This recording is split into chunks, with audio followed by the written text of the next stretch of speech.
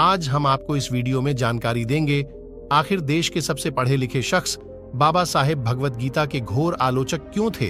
पूरी जानकारी इस वीडियो में देंगे और बाबा साहेब भीमराव अंबेडकर के जीवन से जुड़ी कोई भी जानकारी चाहिए तो हमारे चैनल को सब्सक्राइब कर ले, क्योंकि बाबा साहेब की वीडियो रोजाना लाता रहता हूं। चलिए दोस्तों, शुरू करते इस कहानी को। 31 मार्च 1950 को उस दौर के दिग्गज उद्योगपति घनश्याम दास बिड़ला के बड़े भाई जुगल किशोर बिड़ला बाबा साहेब से मिलने के लिए उनके घर गए। बिड़ला ने बाबा साहेब से पूछा कि आपने भगवत गीता की आलोचना क्यों की, तो उन्होंने इसकी वजह भी बताई। बाबा साहेब अंबेडकर अपने दौर के सबसे पढ़े लिखे इंसानों में से एक थे। उन्होंने मुंबई के मशहूर एल्फिस्टन कॉलेज से बीए किया और लंदन स्कूल ऑफ इकोनॉमिक्स से पीएचडी की डिग्री प्राप्त की।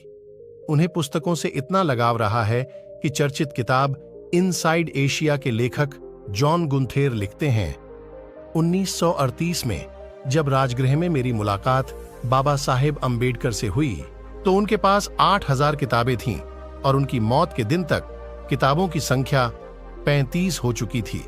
चेन्नई से छपने वाले जय भीम के 13 अप्रैल 1947 के अंक में करतार सिंह पोलोनियस ने लिखा, जब मैं बाबा साहेब से मिलता तो पूछा कि आप इतनी किताबें कैसे पढ़ लेते हैं, तो उनका कहना था कि लगातार किताबें पढ़ने से यह अनुभव हो गया है कि कैसे इसके मूल मंत्र को आत्मसात करके फिजूल की चीजों को किनारा किया जाए।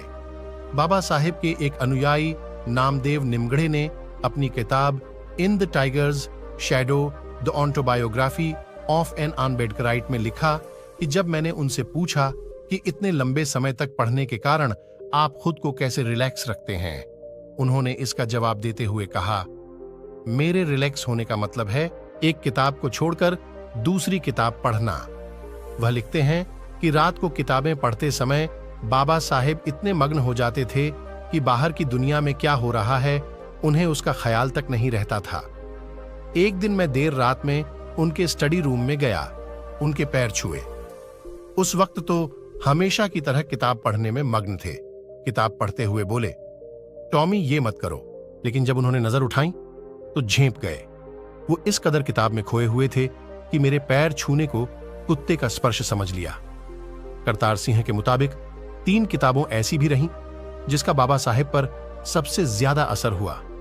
इसमें पहली थी लाइफ ऑफ टॉलस्टॉय, दूसरी विक्टर ह्यूगो की एले मिजराबल और तीसरी थॉमस हार्डी की far from the madding crowd.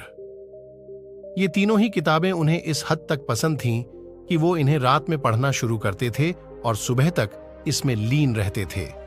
Baba Saheb के सहयोगी शंकरानंद शास्त्री ने किताब my experiences and memories of doctor Baba Saheb Ambedkar में लिखा कि 31 मार्च 1950 को उस दौर के दिग्गज उद्योगपति घनश्याम दास बिड़ला के बड़े भाई जुगल किशोर बिड़ला बाबा साहेब से मिलने के लिए उनके घर गए।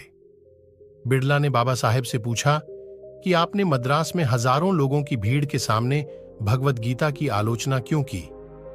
गीता तो हिंदुओं की धार्मिक किताब है, इसकी आलोचना करने की जगह आपको हिंदू धर्म को मजबूत बनाना चाहिए। बाबा साहेब ने इस सवाल का जवाब दिया, कहा, मैंने भगवत गीता की आलोचना इसलिए की क्योंकि इसमें समाज को बांटने की शिक्षा दी गई है। बाबा साहेब का मानना था कि यह बांटने का काम करती है। उन्होंने मद्रास में पेरियार के सामने गीता की आलोचना की थी।